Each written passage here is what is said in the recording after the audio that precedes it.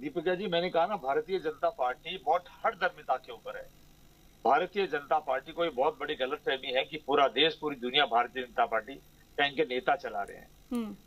जयपुर राजधानी है, बड़ा शहर है, महानगर है, या आवश्यकता चला है। ही रहे भाई। यहाँ लगातार थाने बढ़ रहे हैं, दफ्तर बढ़ रहे हैं, दफ्तर बढ़ रहे हैं, थाने बढ़ रहे हैं, सड़कें बढ़ रही है, नए नए ऑफिस आ रहे हैं, नई नई फैक्ट्री आ रही है, कॉलोनियां बढ़ रही है, पार्टियों की भी 2-3 दफ्तर हो गए हैं। तो जब हर चीज का विकास हो रहा है, तो नगर निगम के विकास को बढ़ा के वापस को घटाना कहाँ तक न्यायोचित है। और जगरूप जी सर बिल्कुल सही फरमा रहे थे, हसेरा जी भी सही फरमा रहे थे कि जयपुर का विकास होता है, काम का बंटवारा होता है। जहां अब तक 250 पार्षद मिलकर के जयपुर का विकास करने की इच्छा शक्ति जाहिर कर रहे थे, अब केवल 150 लोग करेंगे। अब तक जहां 100-200 और अफसर मिलकर के जयपुर का विकास करने का आप प्रयास कर रहे थे, अब वो 100-200 अफसर और कम हो जाएंगे।